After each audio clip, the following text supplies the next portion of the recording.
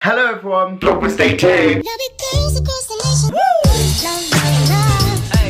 I really need to stop saying Vlogmas because it's just not gonna happen. So today's video came from a bit of a drunken spell last night. I was drunk at about 3 o'clock in the morning and I was like, what can I film tomorrow? Because I knew I wasn't gonna be doing anything because I'm hungover as fuck. And in my notes, I decided to write all of the things that I consider I've learned in 2019. I need to try and be serious with this video, but I just can't. Like, I'm not a serious person. So this is going to be a bit of an experience for me as well because I can't actually remember what I typed. The first one is that it pays to be kind, manners cost nothing. Now I think I've learnt this one since I've left school, so kind of start of 2019 it really hit home. A, it literally costs nothing to be nice to people. B, it gets you a lot further in the world. C, the whole like bitchy popular thing doesn't apply in the real world. I've learnt that from being in like a cliquey group in school. I've kind of learnt that it doesn't really work in the real world. I've kind of learnt along the way that you need to be like respectful and kind and everything, because if you're mean, people just won't like you. And it took me a while to realise that. It took me a while to like gauge like popularity in the real world, because it isn't like a real thing. And that brings me on swiftly to my next one. Popularity, it means nothing in the real world. Honestly, in school it matters so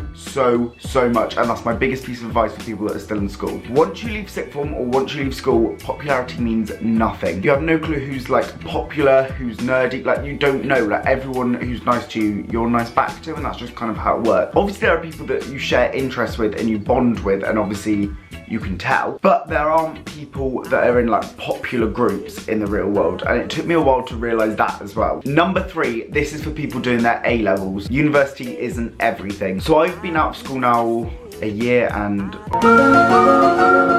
3 months. Actually longer than that because I finished my exams in June. And university isn't everything. I do an apprenticeship, I've almost come to the end of it. I'm working my way up the career ladder, and I don't think that's something that's spoken about much because it just seems like the trend that everyone goes to uni, everyone applies to UCAS. If you're from America, uni, college, same thing. And I decided I didn't want to go to uni/college. But at the end of that, I'll be going up, and then once people finish university, they'll be below me. So it evens out, and I'm not in crippling student debt, which was like a big factor for me. Paying 45 grand just for 3 years of education when I can barely do coursework on my business admin qualification. Yeah, uni wasn't for me. But that's okay. It's completely okay not to go to uni. It's okay not to apply for UCAS even if the school wants you to. It's okay to not know what you want to do, because I still don't. I still don't have a clue what I'm doing. Like, I don't know how to adult. I don't know what I'm doing, and I'm 20 in a couple of months. In fact, what I'm doing is sat talking in front of a fucking camera in my summer house. And again, that brings me on to my 4th point. The real world is tough. In school, they don't teach you about bills, taxes, mortgages, help to buy ISAs,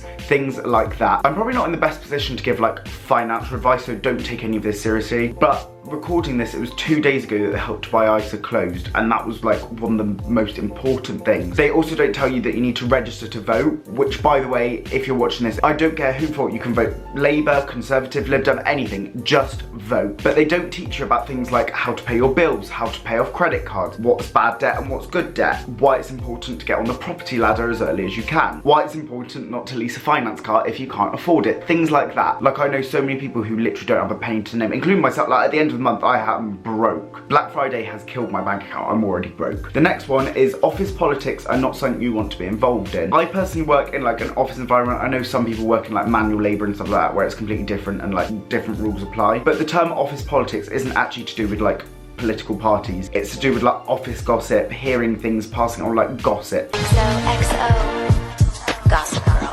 And it's like a massive part of organisations like the one that I work for. You've just got to stay clear of it, because otherwise if you get involved, it can easily get you in trouble, and if you say the wrong thing to the wrong person, you end up getting fired, and then it looks bad on your record. So yeah, I would not recommend doing that. And that's coming from a 19-year-old. Like, there are still 60-year-olds in organisations that I know that are still doing it. Like, it doesn't change from school. Another thing, time management is so important in the real world. I cannot stress to you enough how much I now understand things like home learning projects, homework deadlines, things like that. They all apply in the real world. Like, I can admit that I was a good boy in school, but homework I was fucking awful with. Whereas now with deadlines, like, it's so important in the real world, because otherwise money can be lost. It's not excusable if you don't do things. So all throughout school when they were teaching you to like hand things in by deadlines and stuff and you're like, this is stupid, it does actually teach you time management, because I've had to learn this afterwards. Like I've had to go on courses to do time management, streamline my workflow, because things like emails, it's really easy to let it build up on top of you and you can't control how many emails you come in. You've just got to kind of prioritize and things. The next one is probably my most important one, which is don't let yourself burn out, take care of your mental health. I can safely say that at the start of this year, my mental health was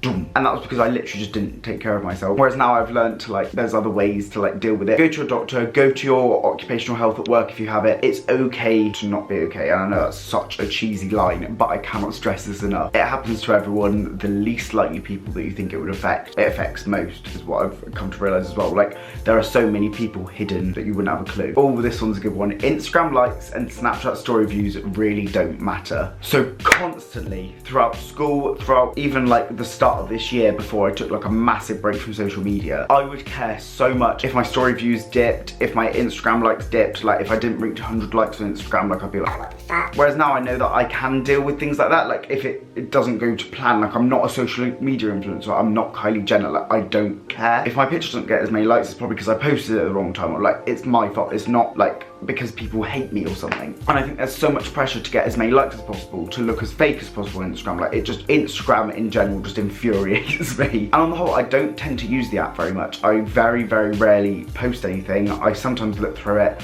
I just like everything on my home screen, but don't actually really look through it. I personally, throughout the whole of February, did a social media detox from Snapchat, Facebook, Twitter, Instagram. I think there was any others, like Messenger. I only had WhatsApp basically, and that was for my work group chat. Bear in mind, I look back at the video that I did not too long before that, where I did 24 hours without my phone. I then did 31 days without any social media, without anything. If someone wanted me, they had to ring me. Like I was sick to death of social media. And finally, how to deal with stress without turning it on other people. It's okay to admit your fault on your own mistake, and it's a part of blame culture. It's far too easy to blame other people, is what I've come to realise. Basically, if there's a blame, there's a claim. It's okay to admit your own faults. I'm not gonna admit them online, but I do have a lot of faults. And I'm working on these one day at a time, like I'm taking baby steps. But that's important to admit that you have things wrong. Everyone has like unique quirks to them, and everyone has things that could probably make them a better person. It's just trying to find those and then work on yourself basically. I don't really know if there's anything else to do with that last one. I don't really know what 3am me was thinking, but good. Anyway, that's it for this deep video. I can promise you no more deep videos for the rest of 2019, I hope anyway. If you enjoyed, make sure to give this video a big thumbs up. Comment down below any video ideas, because let's face it, I won't end up doing the whole Vlogmas unless I've got video ideas. And I'll see you guys next time in another video. Goodbye.